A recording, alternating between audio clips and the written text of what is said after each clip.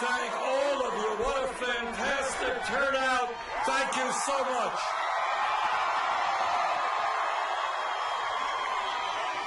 Let me thank Lauren Wakefield. Let me thank Hans Aberbach. And let me thank one of the great entertainers in my lifetime, Joan Baez, for being here tonight. Let me thank Betty Kano and Rashid Kumar and Shank Unger. Thank you so much.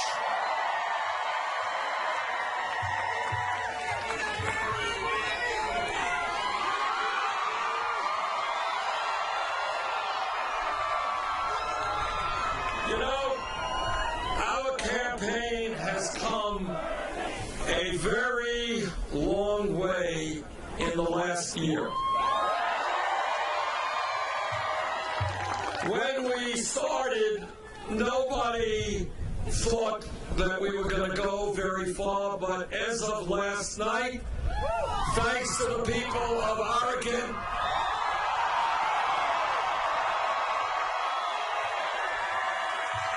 we won our 20th state primary caucus. And thanks to the people of Kentucky, we won half of the delegates statewide.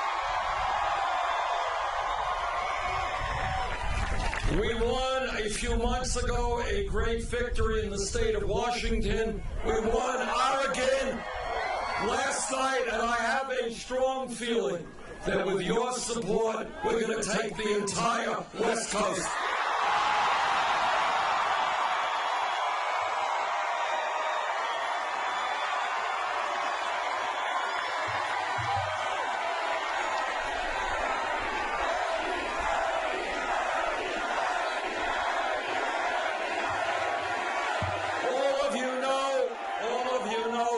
Part of the Democratic nominating process, California has by far the most delegates at stake, 475 of them. And on June 7th, let us win the vast majority of those delegates. Now, I am extremely proud of the campaign that we're running, and one of the things that I am most proudest of is the fact that in state after state, we are winning by large margins the vast majority of young people.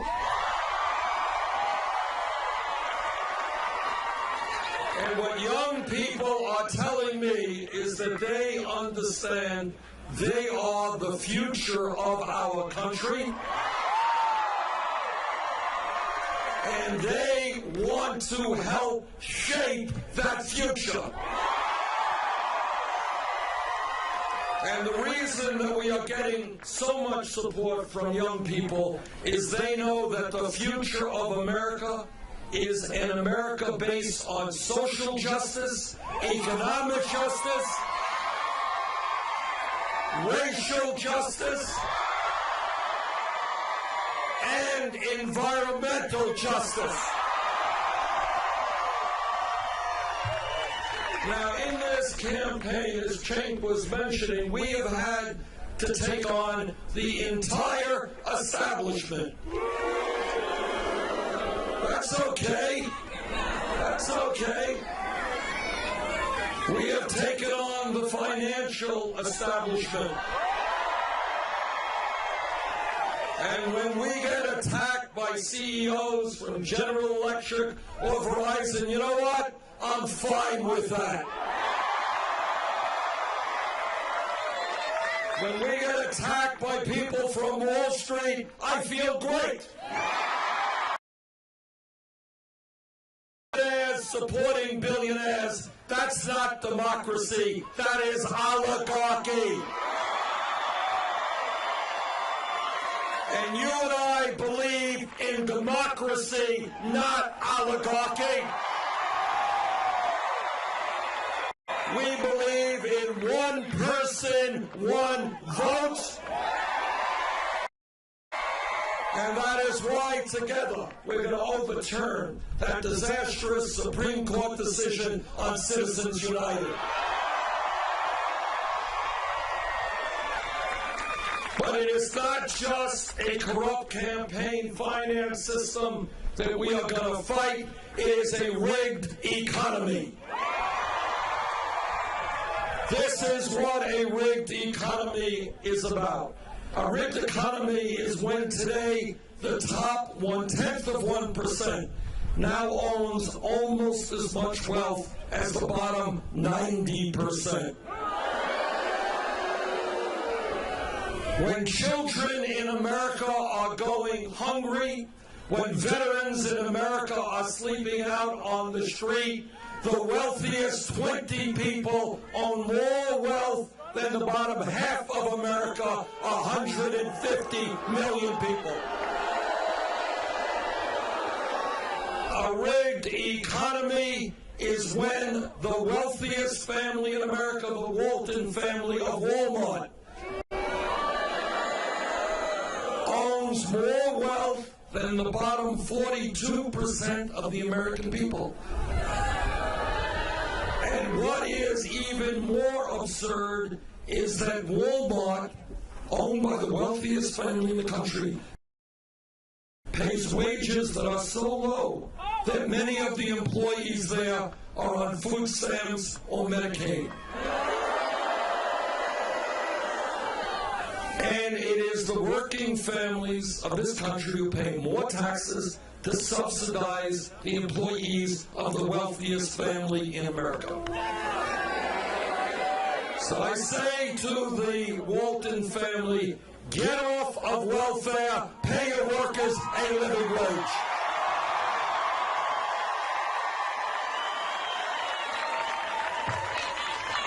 But it is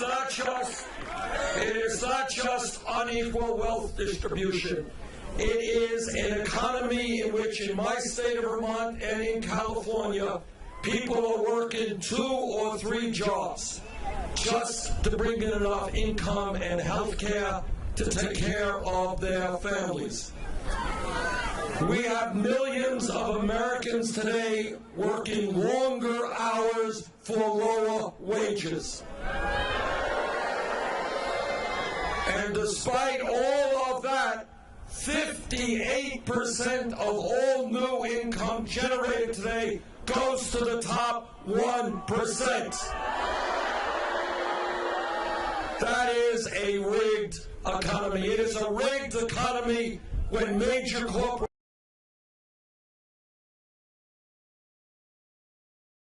corporations make billions of dollars in profit, stash their money in a tax haven, and in a given year pay nothing in federal taxes. That's a rigged economy.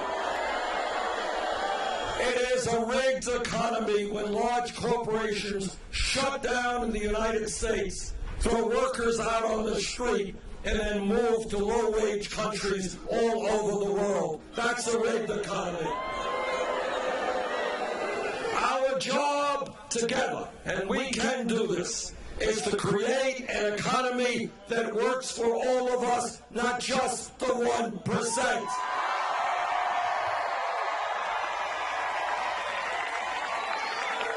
That is why together we're going to raise the national federal minimum wage to $15 an hour. Nobody in America who works 40 hours a week should be living in poverty. I am sick and tired of seeing poverty all over this country, wherever I go, whether it's in inner cities, whether it's in rural areas, whether it is in Puerto Rico, where I was the other day, whether it's on Indian reservations. Too many people are living in poverty. Politicians don't talk about it. The media doesn't talk about it. We will talk about it and address that issue.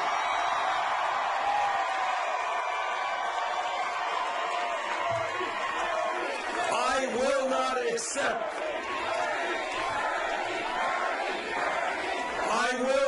accept, you will not accept the disgrace of the United States of America having the highest rate of childhood poverty of almost any major country on earth. This is the wealthiest country in the history of the world. Children should not be living in poverty. Senior citizens should not be living in poverty. Veterans should not be sleeping out on the street. We're going to change our national priorities.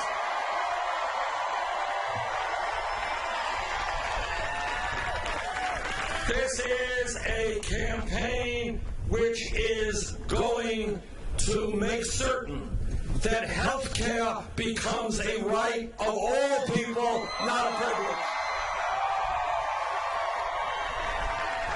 Yes, Affordable Care Act has done some very important things, but we have got to go further. And I want everybody here to understand that we are the only major country on earth that does not guarantee health care to all people as a right. If elected president, trust me, we are going to change that. The function of a health care system is to provide quality care to all people as a right, not to allow the private insurance companies and the drug companies to make billions in profit. And that is why together we are going to fight for a Medicare for all health care system. This campaign is listening to women.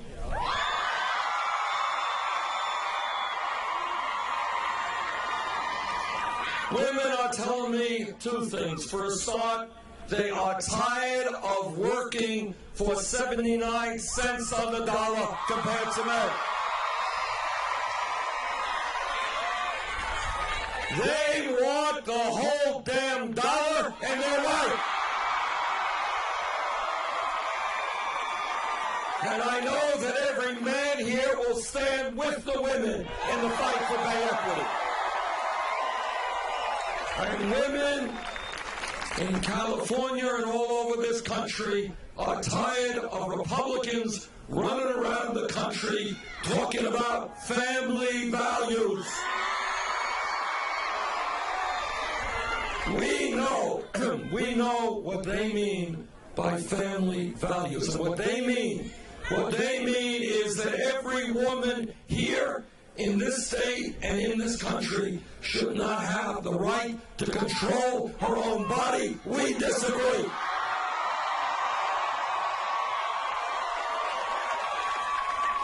And when Republicans talk about family values, what they mean is that our gay brothers and sisters should not have the right to be married. We disagree.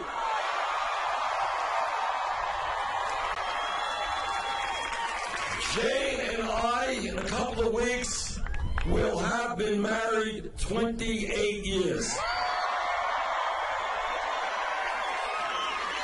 And I have got to make sure I do not forget that anniversary date. I'll be in trouble. 28 years. We believe in family values, but our family values are that we should guarantee paid medical and family leave for every family in this country. I do not want to see a working-class woman in Vermont or California give birth to a beautiful baby and then have to go back to work in 2 weeks because she doesn't have the money to stay home with that baby. We are one of the few countries in the entire world, rich or poor countries, that does not guarantee paid family and medical leave. Together, we're going to change that.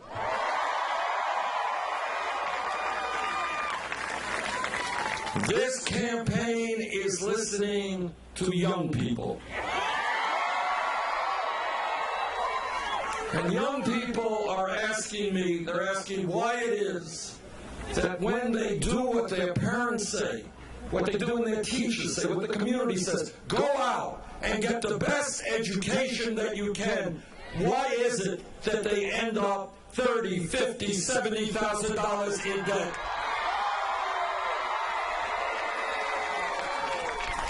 Frankly, if you think outside of the box for a minute and you understand that we need the best educated workforce in the world, we conclude we should be rewarding people for getting an education, not punishing them.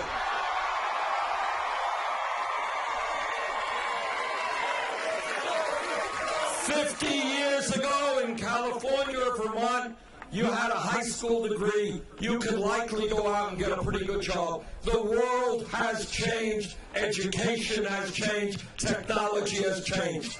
Today, in my view, when we talk about public education, we cannot just talk about first grade through 12th grade. We have got to make public colleges and universities tuition free.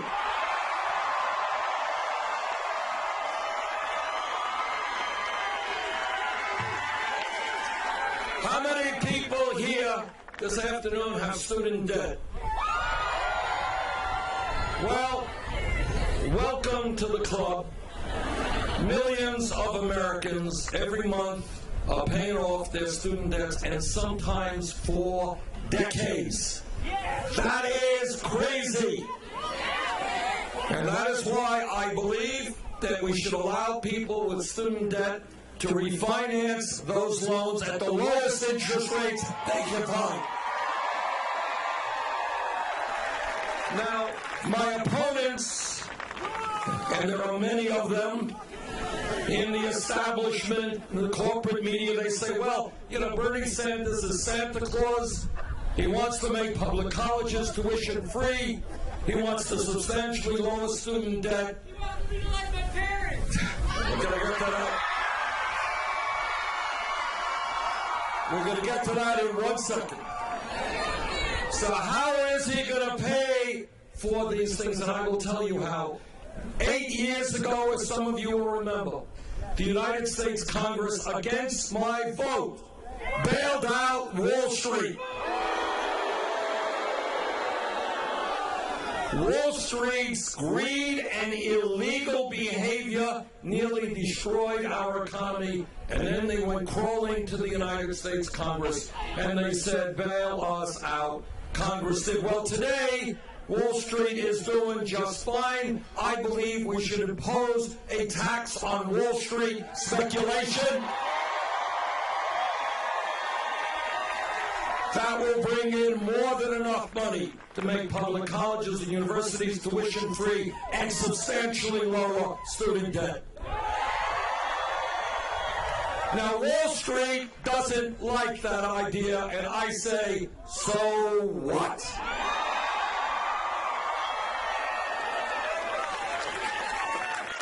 The United States government has got to stop listening to Wall Street, start listening to the American people and their needs.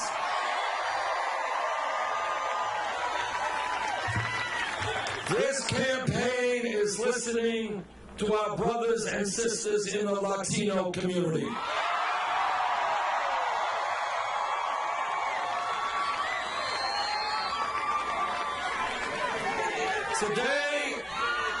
Today there are 11 million people who are undocumented in the United States.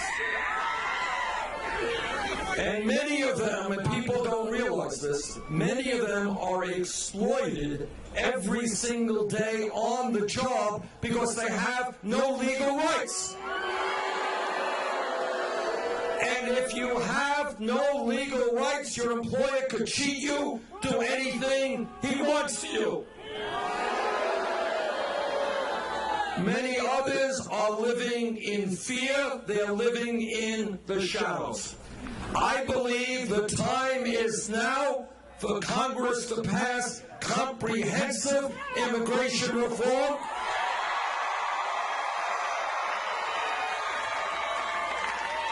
And a path toward citizenship. And And if Congress does not do the right thing, I will use the executive powers of the presidency to do what's right. And I will end the current deportation policies.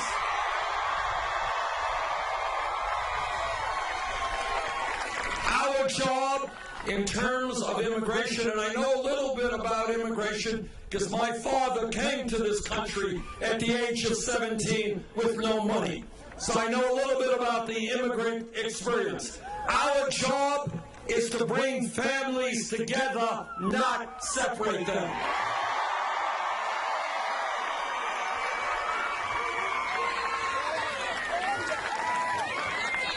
This campaign is listening to our brothers and sisters in the African American community. I have been to Flint, Michigan, and talked to parents whose children have been poisoned by lead in the water. I have been to Detroit, Michigan, where their public school system is on the verge of fiscal collapse. I have been to Baltimore, Maryland, where tens of thousands of people are addicted to heroin and do not have the treatment they need to get off of that addiction. And the African American community is asking me, how does it happen that we have trillions of dollars to fight in a war in Iraq that we never should have gotten into? But somehow we do not have the resources to rebuild our inner cities. And they're right. Instead of fighting wars that are unnecessary, instead of giving tax breaks to billionaires, we are going to rebuild communities all over this country. We're going to create affordable housing so people do not have to pay 50% or more of their incomes just to have a roof over their heads. We're going to create world-class schools for our children, not dropout factories. And we're going to make sure that all of our kids in inner cities and in rural America have the health care that they need as a right. This campaign is listening to a people whose voices are almost never heard, and that is the Native American people.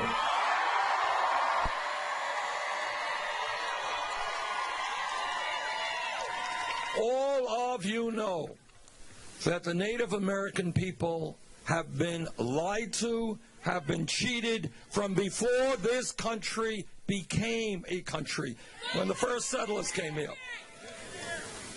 Yet we owe the Native American people a debt that we can never fully repay. They have taught us so much. And one of the most profound lessons that they have taught us is that as human beings, we are part of nature, must live with nature.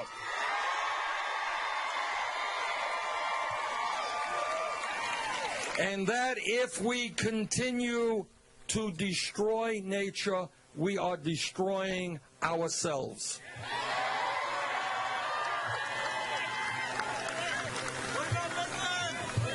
This campaign is about bringing people together, not separating the American people. Now, I know that there are many people who are concerned that Donald Trump may become president of the United States.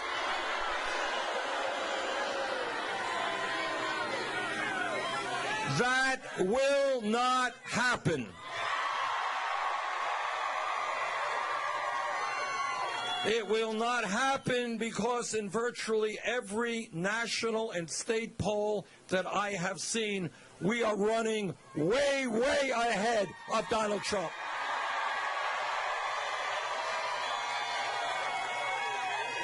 But more importantly, I know that the American people will reject the very basic tenets of what Trump stands for.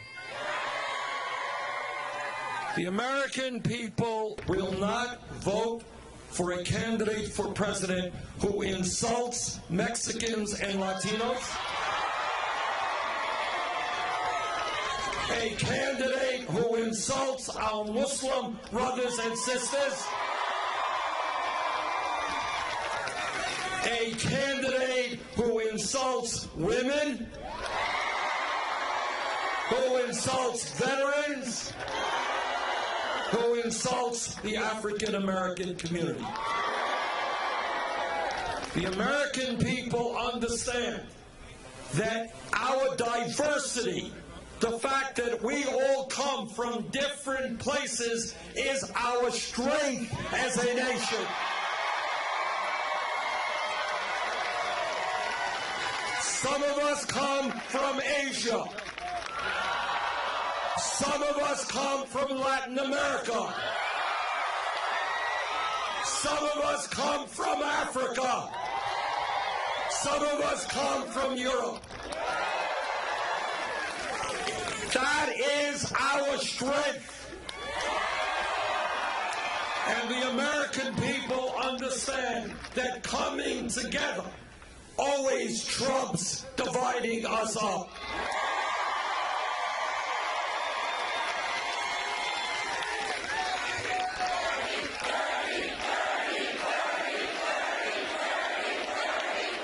And the American people understand that as human beings, we are not full human beings when we are only concerned about ourselves.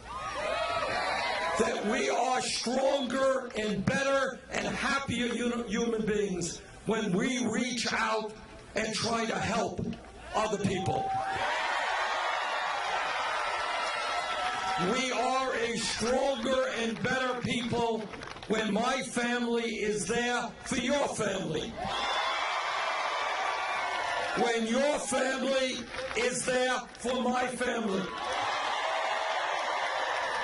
And the American people understand that supporting each other always trumps selfishness. And the American people also understand what every major religion on earth has told us, whether it is Christianity, Judaism, Islam, Buddhism, whatever it may be. And that at the end of the day, what is most important for our lives is to see that love always trumps hatred.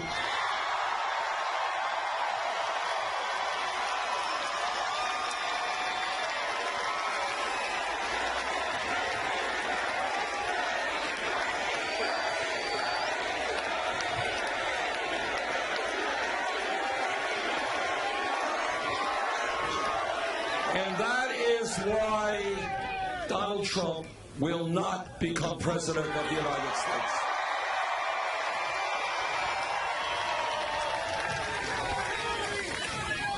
When we talk about making changes in America, we have got to recognize that we have a broken criminal justice system. We have more people in jail than any other country on earth. Together we are going to end that. We are going to create jobs and education for our young people, not jails and incarceration. We are going to rethink the so-called war on drugs. Marijuana today is listed as a Schedule I drug under the Federal Controlled Substance Act.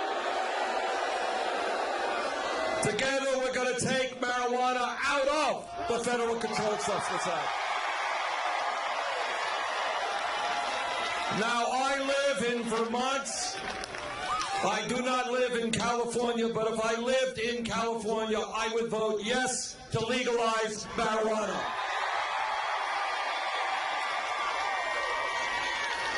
And by the way, there will be another proposition on the ballot in November, and that is to control the escalating cost of prescription drugs. Pharmaceutical industry charges us the highest prices for medicine in the world. They're ripping us off every single day. Let's go, California, and help stop that. All of you know that change in America never comes from the top on down, always from the bottom on up. That's the history of the labor movement. It is the history of the civil rights movement. It is the history of the women's movement. It is the history of the gay movement. And all of that history is when millions of people are prepared to stand up and fight back, we can make profound change. And I can tell you that from coast to coast, people are looking around them and they're saying, this kind of grotesque level of income and wealth inequality, unacceptable. The fact that we are not dealing more boldly with the planetary crisis of climate change. The fact that we are not more vigorously taking on the fossil fuel industry and moving toward energy efficiency and sustainable energy. That's unacceptable. Fact that we are the only major country on earth that doesn't guarantee paid family and medical leave or health care to all people is unacceptable. The fact that our young people are leaving school $50,000 in debt, unacceptable. The fact that millions of undocumented people are living in fear, unacceptable. And here is the bottom line. Yes, Wall Street has unlimited sums of money. Yes, corporate America's greed is helping to destroy the middle class. Yes, the corporate media does not talk about the issues facing working people. But at the end of the day, if we stand together as one people,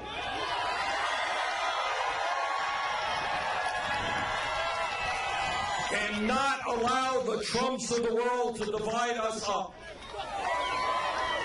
If we stand together, there is nothing that we cannot accomplish. That is what this campaign is about.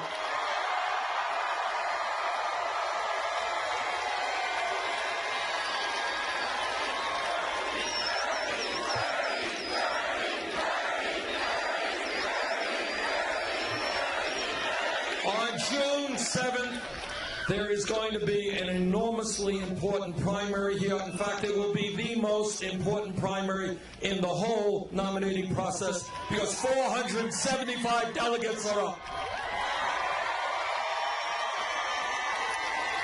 With your help, we are going to win here in California on June 7th.